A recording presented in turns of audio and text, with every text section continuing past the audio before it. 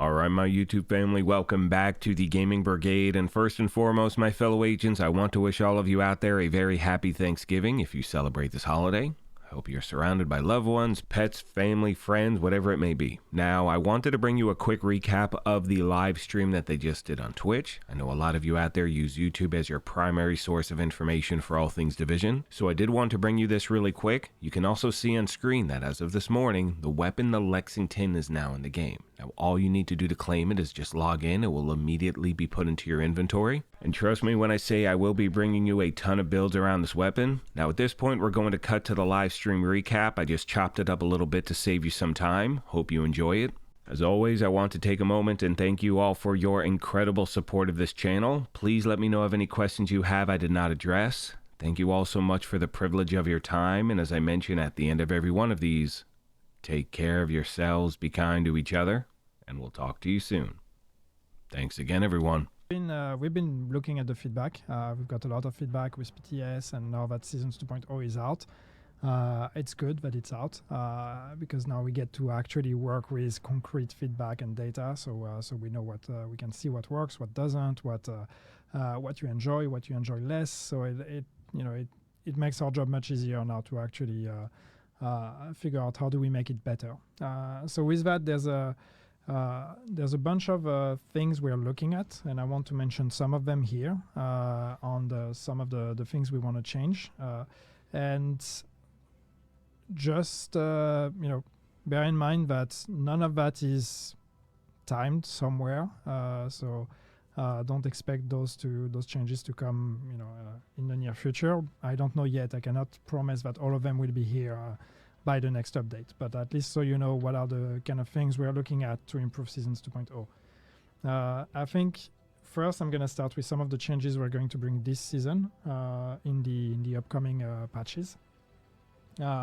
And some of them are just reactions to feedback that we've gotten from you. And the first one is that we are going to give control to the group leader on the activation of the modifier.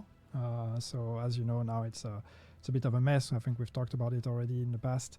The fact that you don't really know when you matchmake where you're going to end up and how we handle the rules of matchmaking and all of that. So now we're going to have it clearer. So if you show up or if you matchmake with a group, whatever status the group leader has in terms of modifiers being activated or not will apply to the entire group. So it is the group leader that will decide. It's going to work the same as global events, basically. So hopefully now everybody will be on the same, under the same status, and we're not going to have the issue where someone has their modifier on and you have it off, and then you don't have your modifier, but the hostile modifiers are still applying. This is not going to happen anymore. It's going to be the same experience for everyone. We're removing we've removed the modifiers from raid as well. So that was one of the inconsistencies we had with between what we said and what was actually in the build. They were not on the PTS, but they were on the build. We've removed them now. So no modifiers in raid. We're keeping the raid experience pure. One thing also we are doing, or we've done, is adding the Battle Pass XP to all priority objectives. So you no longer have to choose when you're doing priority objective. You no longer have to choose between gaining, like progressing your season rewards, your Battle Pass rewards, or other rewards. Now it's every priority objective will give you Battle Pass XP and then the other reward that you will choose. So to try to be more generous with that progression. We are also going to make some adjustments to the hostile modifiers for this season. So obviously the two culprits here, which are Requital and Master of None, which are the ones that have, of course, I think frustrated the most part of all of you and all of us, to be honest, myself included. So we're going to make changes to them to make them less punishing, and so change the way Requital works. So it's going to be a bit more intuitive and a bit easier to understand. When the damage actually gets reflected and how to counter that, with better feedback also in terms of the icon and the UI. And Master of None, we're also going to change to especially get rid of the shock effect and change that to something else. So you're no longer going to have the issue of NPCs with Master of None that are just taking you out of cover all the time. So these are changes that are going to be coming very soon in a future patch to at least reduce some of the frustration we've seen with the existing proposition of modifiers. But then on top of that, we also have much more changes we're looking at, but are probably going to come a bit later next season, and some of them maybe even after that. So just to talk a bit about some of the things we would like to change. Well, first let's talk about modifiers. So as we've seen, and as I see in the chat already on some of the comments with modifiers, this is the first version we have in this season. We've talked about it. This is the first iteration. We're going to every season will come with new modifiers. So every season we will learn from the previous one, and until we hit the perfect formula for modifiers. But overall, we know that some people prefer to play without them. I do think that for the most part it is because of the hostile modifiers part, because it's as we've said with Requital and Master of None, it's not always fun. But our goal ultimately is to make sure that you want to have the modifier on, because gameplay is just going to be more fun.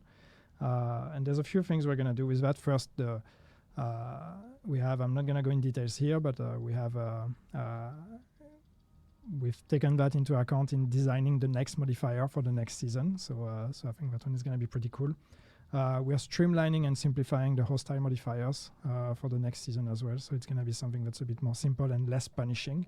Really a bit more about modifier gives you a bonus, hostile modifier counters that bonus, but does not actually impact your gameplay the way it does right now. So it's really just about negating potentially some of the effect of your modifier, but nothing beyond that. Because ultimately we want the modifiers to just be fun and be a boost for players. So it's like you play with the modifier, you get the boost.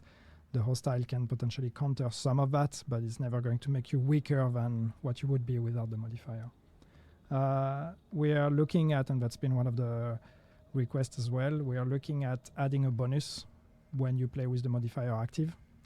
So I know that we've said we were a bit on the fence with doing that, because we don't want you to force yourself to play with the modifier just to get the bonus. But I think there's a right balance we can find in trying to find a bonus that is just an addition, just a small plus. So you feel rewarded for playing with the modifier, but without missing out if you really choose to play without the modifier. But once again, our goal is to make you want to play with the modifier, because it's just going to be more fun. We are looking at the pacing, and I will get back to that, but you're going to unlock the modifiers faster also. So in the progression, in future seasons, we want the modifiers unlocked to come faster, the active and the passive ones. So it takes a bit less time to get all the toys and just have fun with them. This is a long list, so bear with me here. We are looking at the trigger conditions for the active modifier. So we know that now it's a bit of an issue that you have to aim down sight before you can trigger the active modifier. So we are looking at changing that to make it a bit easier to trigger. Overall, we want to make improvements to the HUD and the visual feedback on the modifiers as well, making sure that it's clearer, especially when you have an active modifier that is triggered and that is active, in terms of the timer and how long will it stay active, and when you actually increase the duration by your actions, have much better feedback there, so you have better control over what's happening. But also, looking at making the active modifiers last a bit longer, probably, so you really have a more interesting benefit from triggering them. And then on the season journey, so one shift we want to do is to really try to give it a bit more purpose, because right now the season journey is a bit of a mix of a lot of things. It's your main progression path towards unlocking modifiers, towards gaining Battle Pass progression. It's also meant as a kind of a progression thing for new characters, level 1 characters, so it's meant to teach the game. We're going to try to clarify that. We're going to separate the progression part for new players from the experience of a level 40 player, so you're no longer going to have just buy an item at the vendor and these things that are supposed to introduce features. This will be segregated outside of that. So you will have objectives that are more interesting and more gameplay related towards what is the reality of your gameplay as a level 40 player. We want to focus a bit more on the modifier, actually, the season journey. So try to make the objectives more about, you unlock the modifier, you have objectives about using this modifier, then you get to the next mission, you unlock a new active modifier, then the objectives will be about using that new one that you've unlocked, and then you unlock the next one, and then you use it. So a bit more as an initiation to the modifier. And also all the modifiers will be unlocked through the season journey, so active and passive. So we're taking the passive out of the priority objectives, and everything is going to be on the season journey. So really, the season journey will become your main way of progressing the modifier and unlocking all of it. Then what else do I have here? We are looking at the balancing of all of the objectives on the season journey. So there's some of them are too grindy, the numbers are just too high and it takes ages to do them. Overall, that's not our intention, to make you grind for dozens of hours just to fill a bar until you unlock one part of the whole thing. So we want to make them less grindy, and maybe looking at not necessarily gating behind missions, the progression of objectives. But that's still in discussion, so we'll see if we want to do that. As I said, the season journey right now is also your main means of progression of the Battle Pass XP, but we want to change that. So if what do I want to say? My PC just okay, sorry, my PC just died, but it's back.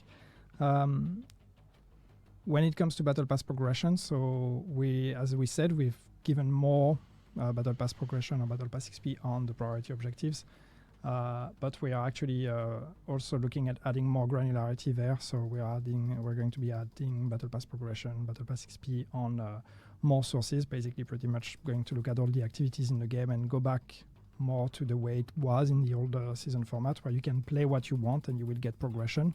So you will less be, required to do the activities or the priority objectives or the season journey do give you. You can still do that. You will get progression through those, but you also can play whatever you want and you will get some progression as well. So really, if you're not interested in any of the objectives that are given to you, you can also just do whatever you want in the game and get progression there. I'm almost there, I promise. We are looking at being a bit more generous with the rerolls on priority objectives.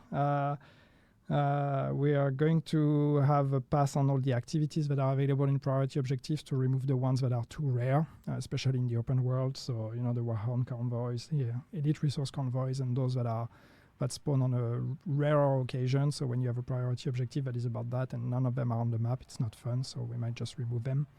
We're going to modify the descent one, because right now we have an issue with, since it's just asking you to do a couple loops, people just matchmake, do the couple loops, and then leave the group and leave you alone. So we're going to look at changing that one to avoid that kind of behavior.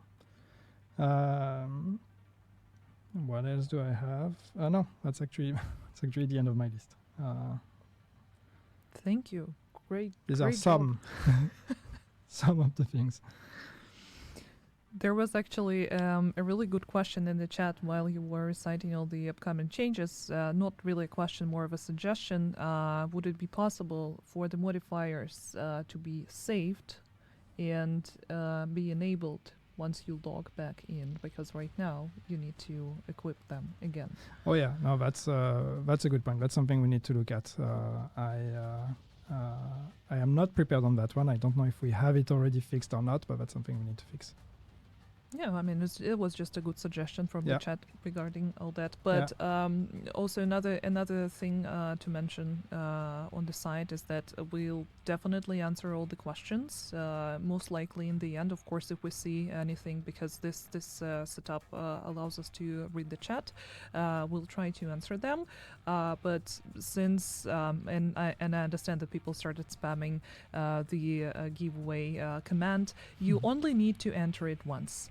You don't need to spam it constantly. So let's just be mindful of the chat going way too fast. And if you guys want us to be able to see your messages, it's best to slow down a little bit, because there are going to be other ways for you to get the bundle, and we'll talk about it. So anything else we want to talk about regarding Seasons 2.0, or? No. I wanted to react to a couple comments on. It's not Seasons 2.0 related, but I've seen some mentions of bugs, so I just want to acknowledge them. Audio, the rifle audio issue, that's something we're aware of, that we're trying to figure out. It's a tricky one, but it's something we're investigating. I said a couple, but I forgot what the second one was, but I'm sure it's going to come back in chat. Yeah, most likely. And yep, should we move on then? I would love to see some journey progress shared by people in group. Actually, that's something we're investigating. I don't know if we're going to be able to do it because it's actually tricky also, but we would like to make sure that the on-kill objectives apply to the whole group. So you're not punished by playing in a group and therefore your kills get stolen by someone else in the group. We would like that to apply to the whole group. But we'll see if we can pull it off, because it's more complicated than it sounds. And before Yannick finds another question to answer, let's move on, because it's holidays time. It was supposed to be Jingle Bells effect, but I never actually asked anyone for that, so it's like, let's imagine that it's here. And for the winter event, we actually prepared a small teaser for you guys to see, and then we'll be able to show the outfit in game.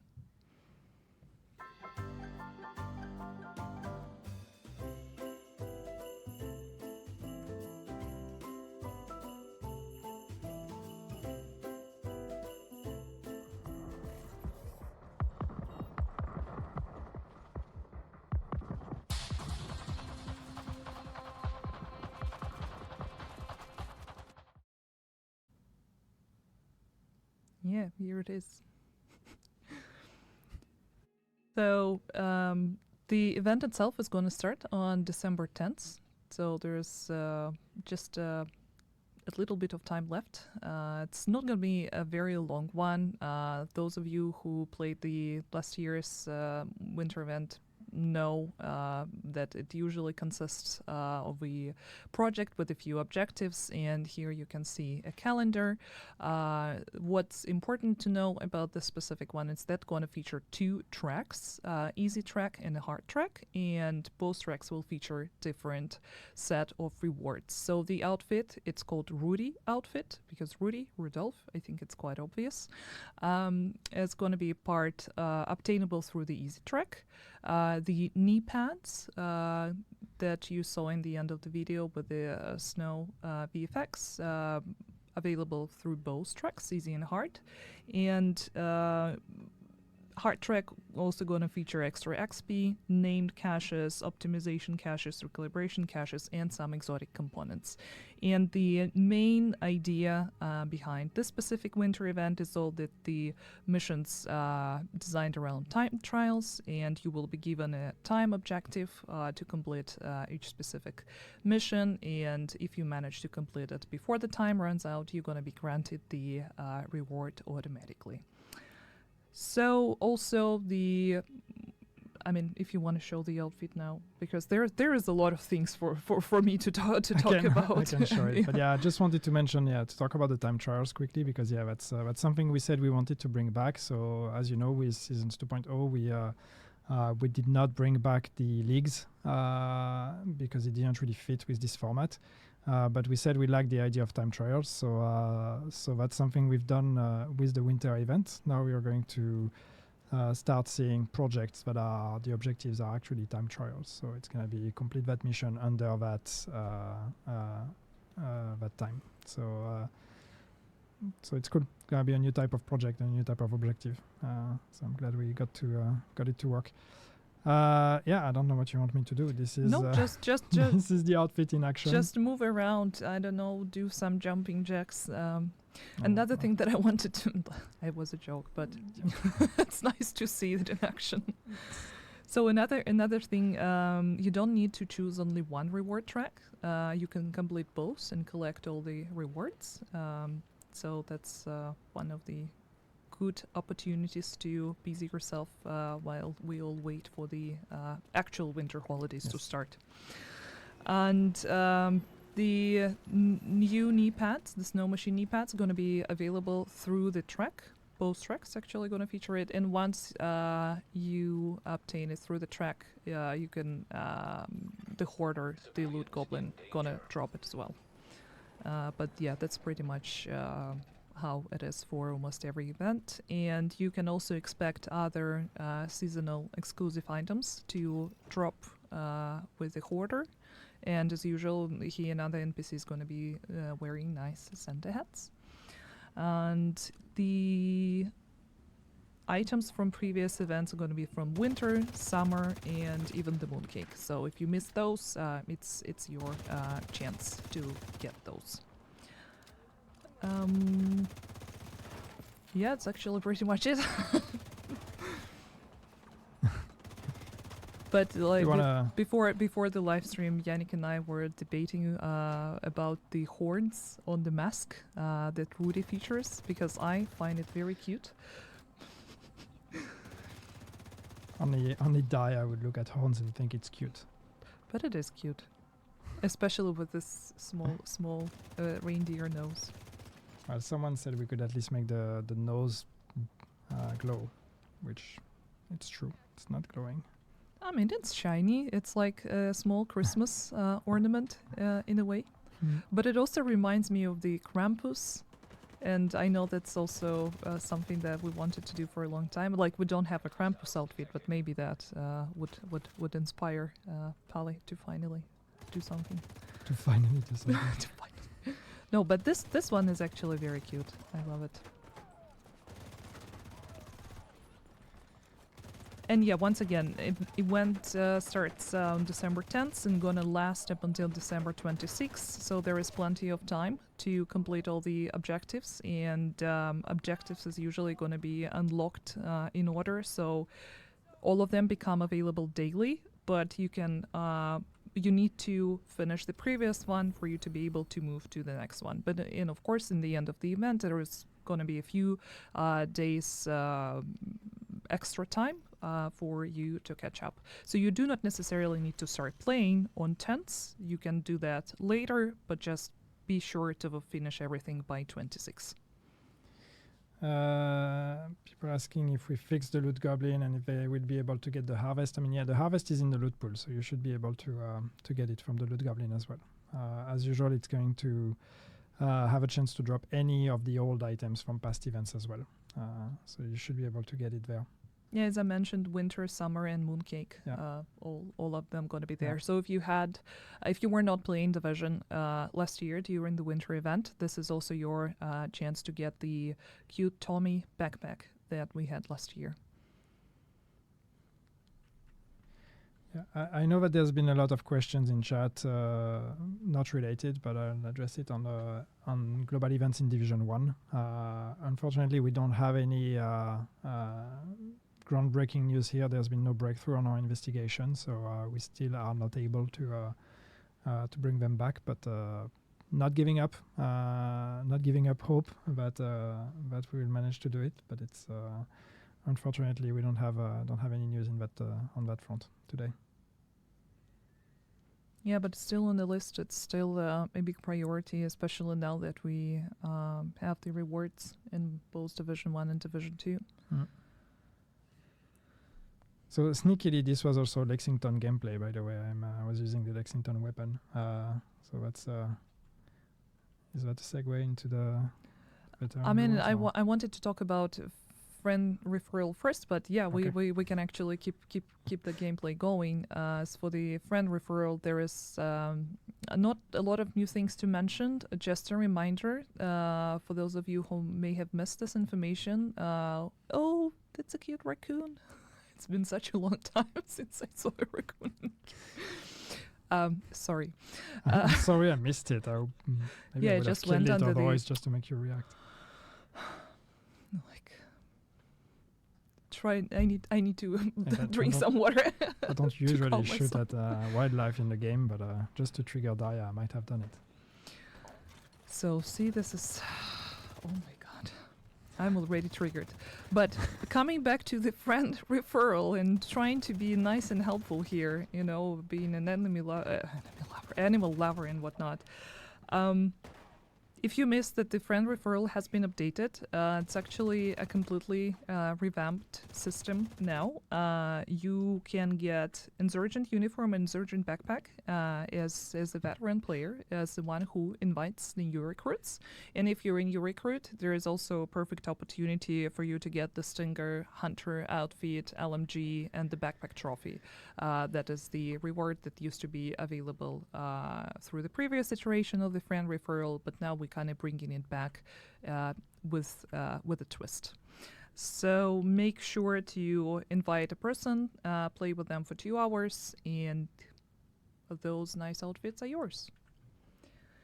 And now it is a segue into the veteran rewards that a lot of you guys in the chat seem to be aware of, because it is something that been released in the game this morning. Yeah. And to explain what the veteran rewards program is basically we wanted to design something to commemorate the years of service and the fact that some of you has been with the franchise, with the game since Division 1, and also avid players in both Division 1 and Division 2. And for the majority of you, you might be able to get it by logging in the game today. You will get the Lexington gun and 3 skins based on the different eligibility levels. Do I need to recite them, or will? Oh, there is information, so I don't really need to read it. It's very small on this screen we have in front of us. It's a very tiny screen like that. Yeah, so it's a I'm very like, tiny screen. But basically, if you first logged in Division or 1 or Division 2 after November 28th, you'll get the bronze reward. The silver one is available for those who logged in between January 2 and November 27 this year. And gold for those who logged in to the game before January 1st, 24. So pretty much everyone should get one of those rewards, and rewards can be accumulated, all 3 of them. So if you're eligible for all 3, you're going to get all 3. One thing that is important to mention that if your inventory is full, you might experience issues with getting those rewards. And that is something that the team is aware and working on a solution, and will find a way to deliver rewards to everyone who might be missing them. Yeah, it's I see a lot of that in chat. People didn't get their Lexington because their inventory is full. And yeah, that's the problem, because the weapon goes directly into your inventory. So if the inventory is full, the weapon is not delivered. But as Daria said, we're gonna try to fix that, and we'll make sure everybody gets it. Yeah, and Lexington is also going to have all the attributes maxed out right from the start. So it's going to be very nice, reliable gun. I see someone asking if the Lexington can be moved to their level 40 character because they logged into their mule character. I mean, if it's on the same account, you can just use the stash. So you should be able to transfer it with the stash to another character. But also the rewards itself are not account wide, from what I know, unless they can be moved through the stash. But it's actually, I think we need to confirm this information. But it's also best not to claim those on a hardcore character, just to be safe. Yeah, hardcore you shouldn't. Yeah.